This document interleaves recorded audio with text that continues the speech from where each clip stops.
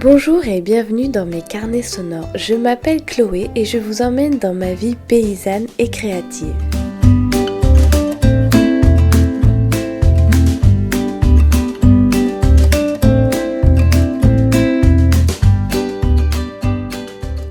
On est le 21 juin 2020 et on va ouvrir aux poules.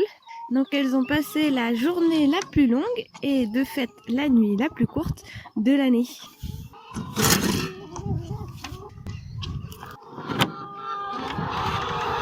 Salut les poupoules! Allez! Attendez, je mets l'échelle. Oh, ils sont pressés de sortir.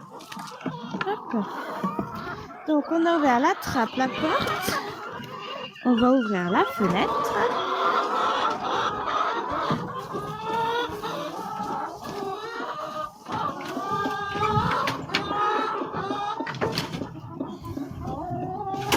J'ai 3 petites couveuses. Oui. Et voilà.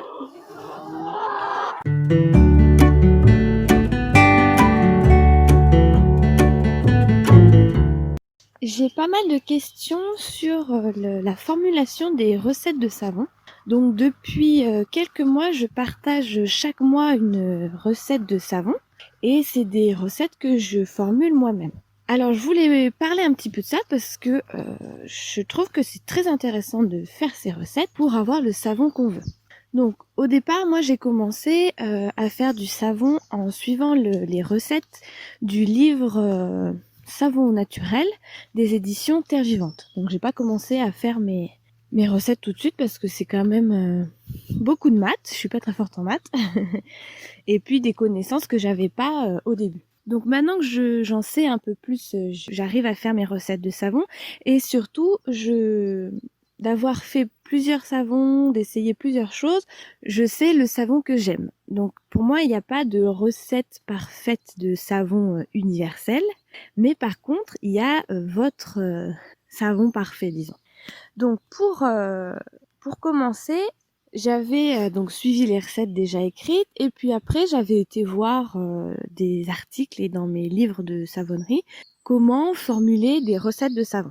Donc ça fait des années 2 ans, un petit peu plus que j'ai commencé vraiment à faire du savon régulièrement, sérieusement. Je note mes recettes, donc mes ingrédients, les poids, tout ça, et puis je prends des notes. Si par exemple la trace a été longue à venir ou pas, s'il a été long à démouler ou pas, facile à couper, s'il a bien séché, s'il a mis du temps à sécher, il s'est usé vite à l'utilisation, enfin toutes ces petites choses. Donc moi, j'ai pas une peau très sensible, donc le savon que j'aime, c'est un de mes premiers critères au début, c'était que le savon dure longtemps. Donc j'avais pas forcément travaillé sur la mousse, la tenue de la mousse, tout ça. C'était vraiment que la barre de savon dure longtemps sous la douche. Et en fait, après, je me suis intéressée aux caractéristiques en fait de chaque huile et chaque beurre pour essayer d'arriver à ce résultat. Donc cet apprentissage, en fait, ça s'est fait sur le long terme, quoi. C'est pas quelque chose que vous pouvez trouver tout de suite. Enfin voilà. Donc il y a quand même des choses intéressantes à savoir. C'est déjà le savon, c'est fait pour laver, premièrement. Donc il faut qu'il ait un pouvoir lavant normal, disons. Et puis après, vous pouvez le formuler suivant ce que vous voulez. Si vous voulez une mousse abondante et onctueuse, généralement on veut que le savon dure longtemps, mais pas trop longtemps non plus parce qu'on aime bien changer. Moi j'aime bien passer d'un savon à l'autre. Donc comme je disais, il faut que le savon nettoie sans trop sécher et donc qu'il contienne des huiles et des additifs nourrissants pour la peau. Et bien sûr, moi ça rentre pas en ligne de compte, c'est pas professionnel, mais le coût du savon en fait. Alors la recette de savon parfaite, en fait c'est une recette unique. Elle n'existe pas sur internet, vous la trouverez pas dans un livre, peut-être. Mais si vous voulez vraiment un savon parfait, ce sera à vous de trouver la formule selon ce que vous aimez. Donc comme je vous disais, moi ce que je vous propose, c'est des caractéristiques que j'aime pour mes savons, pour ma peau, enfin voilà. Peut-être que vous avez d'autres préférences. Donc par exemple, moi j'aime bien que les bulles soient très serrées, enfin je sais pas comment expliquer, très denses. Et j'aime bien que mon savon soit vraiment vraiment dur. Après, les autres caractéristiques, ça dépend aussi de l'eau que vous avez à votre robinet. Si elle est plus ou moins calcaire, plus ou moins dure, le savon réagira pas pareil. Donc, je vais d'abord vous faire la liste des choses qui sont importantes dans une barre de savon. Mais rappelez-vous que ce qui est important, c'est ce que vous aimez. Donc, déjà, dans un premier temps, vous pouvez commencer par perfectionner une recette de savon. C'est-à-dire, vous n'êtes pas obligé de partir de zéro. Vous pouvez prendre une recette dans un livre et l'essayer. Et par exemple, vous vous dites elle est pas assez dure ou elle est trop lavante. Ou et ben là-dessus, vous pouvez changer les quantités d'huile ou les ingrédients, toujours en repassant votre recette modifiée dans un calculateur de saponification. C'est très important pour faire un savon que vous aimerez. Donc, par exemple, si vous voulez augmenter la taille des bulles, si vous voulez des grosses bulles, ou la quantité de mousse. Donc là, par exemple, il faut augmenter le pourcentage d'huile qui contribue à ça.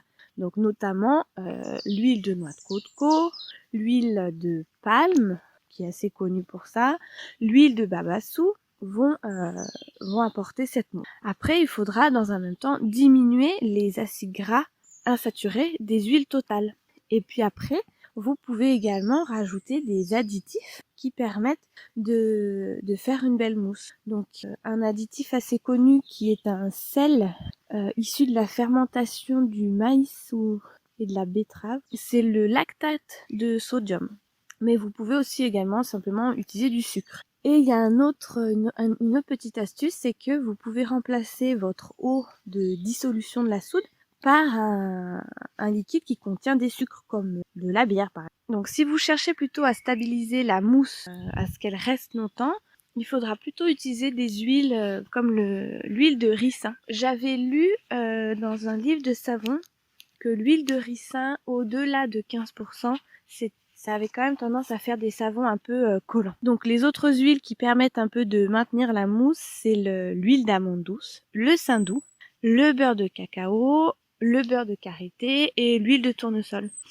Et il faudra éviter de mettre trop d'huile d'olive. Donc si vous voulez qu'une barre soit nourrissante, vous pouvez essayer de remplacer l'eau permet de dissoudre votre soude par du lait notamment. Moi j'aime beaucoup cette technique, je trouve qu'elle est ça fait des barres très très onctueuses. Vous pouvez aussi le remplacer par du yaourt ou du jus d'aloe vera. Après, il y a des huiles qui sont connues pour être très nourrissantes, donc comme l'huile de noyau d'abricot, l'huile d'avocat, l'huile de tournesol, l'huile d'olive bien sûr, et l'huile de cendri. Donc si vous ajoutez 5 à 10% d'huile un petit peu luxueuse, l'huile d'argan, l'huile d'onagre, l'huile de lin, de chanvre ou de jojoba. Tout ça, c'est des ingrédients en petite quantité, ça fait quand même la différence dans les barres de savon. Donc moi, un point que c'est vraiment de faire une barre de savon dure, qui dure longtemps. Donc si vous prenez une recette dans un livre et que vous voulez augmenter la dureté du savon, il faut que votre rapport huile dure, huile molle, il faut que les huiles dures, entre guillemets, donc c'est les huiles qui se solidifient à température ambiante, comme la noix de coco. Il faut qu'elles soient plus importantes que vos huiles molles, comme abricot, olive. Donc après, si vous vous intéressez un petit peu aux acides gras qui sont dans les savons, le mieux c'est d'avoir au moins 0,5 à 1% de la formule totale du savon qui contient des acides stéariques, Ça fait vraiment des savons durs. Après, un autre moyen naturel, disons, et assez simple de faire des savons plus durs, c'est de rajouter de la cire d'abeille. Donc ça marche bien à hauteur de 1 à 5%. Et après, ce fameux lactate de sodium, ça, vous pouvez le rajouter aussi pour faire des savons plus durs, à hauteur de 1% à 3%.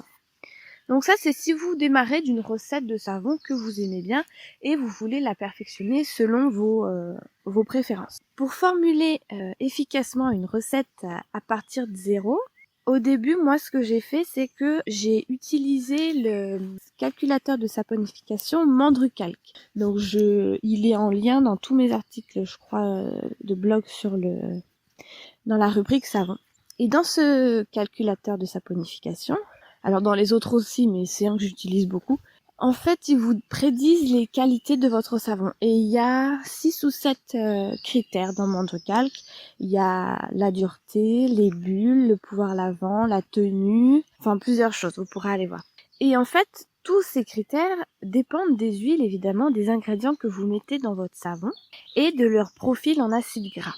Et dans le calculateur de saponification, une fois que vous avez formulé votre recette, ce qui est très intéressant, c'est que vous avez le profil en acides gras saturés et insaturés. Donc ils vous disent dans votre recette le pourcentage d'acides gras palmitiques, stéariques, linoléiques, enfin voilà, tous les acides. Et à partir de là, en fait, vous pouvez formuler votre recette de savon que vous aimez bien. Moi, je fais ma recette avec toutes les huiles de base, les beurres et tout. Je regarde le profil du savon, en fait, ce que ça va donner théoriquement. Et après, je rajoute mes additifs. Donc, mes additifs, c'est par exemple, au lieu de mettre de l'eau pour dissoudre la soude caustique, je mets du lait. C'est par exemple rajouter de l'argile. Ce que j'avais trouvé sur Internet, je crois, c'est un ratio en pourcentage. Le savon de base, c'est que il est composé, pour être à peu près équilibré, à 60% d'huile dure et à 40% d'huile molle.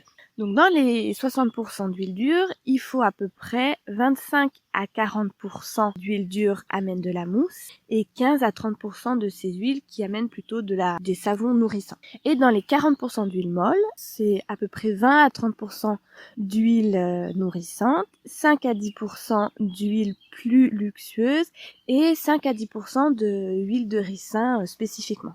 Donc, ce qu'on appelle les huiles dures, c'est les huiles qui sont solides ou semi-solides à température ambiante. L'huile de palme, l'huile de noix de coco, tout ça. Les huiles douces, liquides, donc c'est celles qui sont liquides à température ambiante, olives, abricots, etc. Et après, ce qu'on appelle les huiles dures moussantes, c'est la noix de coco, l'huile de palme, l'huile de babassou. Et ce qui est dans les huiles plutôt dures nourrissantes, c'est palme, le beurre de cacao, le saindoux, le beurre de mangue, le beurre de karité. Voilà. Donc à partir de là, en fait, les logiciels de formulation de savon utilisent ces profils d'acides gras. Donc en fait, c'est comme ça qu'ils vous donnent un petit peu le profil de votre savon. Donc c'est vrai dans Mandrecalc, c'est vrai dans Sopcalc, enfin voilà, c'est vrai dans les différents calculateurs de saponification. Donc le profil de votre savon, c'est le pourcentage de chaque type d'acide gras que l'huile contient. Et chaque acide gras, en fait, apporte des caractéristiques différentes au savon. Donc, quand vous savez à peu près ce que vous voulez, donc vous voulez un savon dur, un savon qui mousse, par exemple, ou qui n'a pas forcément de mousse, voilà, vous pouvez, d'après ce que vous voulez, savoir les huiles, en fait, qui vous faudra. Donc, les propriétés de l'huile sont directement liées aux acides gras qu'ils contiennent. Donc, par exemple, l'huile de noix de coco est très riche en acide laurique et c'est pour ça qu'elle a la capacité de faire des savons qui ont beaucoup de mousse. L'acide laurique, c'est un acide gras saturé. Donc c'est assez intéressant d'aller voir les compositions des huiles et de ce qui est bien fait dans le calculateur de saponification Mandrecalc, c'est que vous pouvez voir en tapant sur l'huile que vous avez, en cliquant sur l'huile que vous avez choisie, vous pouvez voir son profil en acide gras saturé, insaturé. Donc il y a différents acides gras et on pourra voir les caractéristiques de ces acides gras et ce que ça apporte au savon. Donc les huiles et les beurres qu'on utilise dans le savon ont des acides gras, sont composés d'acides gras. Et il y a, pour chaque acide gras, en fait, il y a des caractéristiques. Donc je vais vous présenter les principaux acides gras et leur effet sur les savons. Donc il y a l'acide laurique, donc ça c'est un acide gras saturé qui contribue à la dureté, au pouvoir lavant et qui crée une mousse duveteuse. Il y a ensuite l'acide myristique, donc ça aussi c'est un acide gras saturé qui contribue également à la dureté du savon, à son pouvoir lavant. L'acide palmitique, c'est un acide gras saturé qui amène aussi de la dureté au savon et une mousse très crémeuse stable. L'acide stéarique, donc c'est un acide gras saturé, contribue à la dureté et également à une mousse stable dans la fabrication du savon. l'acide oléique. Donc ça, c'est un acide gras insaturé qui amène des propriétés nourrissantes, hydratantes au savon. Ensuite, il y a l'acide linoléique. Donc ça aussi, c'est un acide gras insaturé qui amène également de l'hydratation et une mousse assez soyeuse. L'acide linolénique, donc acide gras insaturé, qui amène aussi l'hydratation, qui nourrit la peau et généralement il est assez faible, en faible quantité dans les savons. Et il y a l'acide ricinoléique, qui est un acide gras insaturé, qui apporte également hydratation et stabilité de la mousse. Donc il y a également les acides capriques, capryliques, palmitoléiques. Donc ça, ils sont plutôt assez faibles en pourcentage dans les savons. Et ils changent pas vraiment les caractéristiques du savon. Donc voilà à peu près les grandes familles d'acides gras qui influent sur la qualité de votre savon. Donc voilà les informations que vous pouvez avoir quand vous faites vos formules de savon. Et il y a aussi une autre information que je voulais vous donner, c'est que les calculateurs de saponification sont très intéressants parce qu'ils vous font effectivement le calcul de votre quantité de soude nécessaire pour saponifier la quantité d'huile que vous choisissez, mais il ne faut pas trop se fier à leur notation de la caractéristique de votre savon, parce que c'est des notations donc effectivement qui prennent en compte les acides gras, la teneur en acides gras et tout ça, mais par exemple moi quand j'ajoute du lait au lieu de l'eau pour dissoudre le NaOH, en fait c'est pas pris en compte dans mon calculateur de savon. Donc par exemple quand je fais un savon 100% olive, que je le surgraisse et en plus que j'ajoute du lait, je sais ce que ça va me donner et c'est vrai que au résultat prédit par le calculateur sur les qualités du savon, c'est pas vraiment ça, quoi. Par exemple, le Mandrucalc, quand vous faites un savon 100% huile d'olive, en fait les notations sont pas dans les clous, dans les moyennes, quoi. Mais en fait c'est des savons très riches et très intéressants. Et le fait de surgraisser apporte quelque chose au savon. Donc c'est vrai que ces notations sont utiles pour savoir à peu près où vous vous situez, mais je pense qu'il faut aller au-delà. Et il faut vraiment essayer. Et c'est pourquoi c'est très important de faire des recettes. Si vous voulez commencer à formuler des savons, perfectionner des recettes que vous connaissez, qui sont dans des livres, et après essayer de faire vos propres recettes. Mais vraiment, il faut essayer, quoi. Vous pouvez, souvent on dit que l'huile de noix de coco, un savon qui est très riche en noix de coco, a tendance à dessécher la peau. Si vous faites, moi j'ai fait des savons 100% huile de noix de coco avec un surgraissage à 20%, c'est des super savons. Donc voilà. Je pense que c'est intéressant au début de rester dans les moyennes et les pourcentages recommandés, mais il faut vraiment aller au-delà et essayer faire vos propres expériences. Donc ma recommandation, c'est vraiment de tester, de bien prendre des notes et puis au début de faire des toutes petites quantités. Donc par exemple, vous pouvez faire des petits savons de 100 grammes, enfin voilà, c'est tout à fait possible dans des petits moules, des petits pots. Enfin. Donc essayez, renseignez-vous sur les acides gras et leurs propriétés.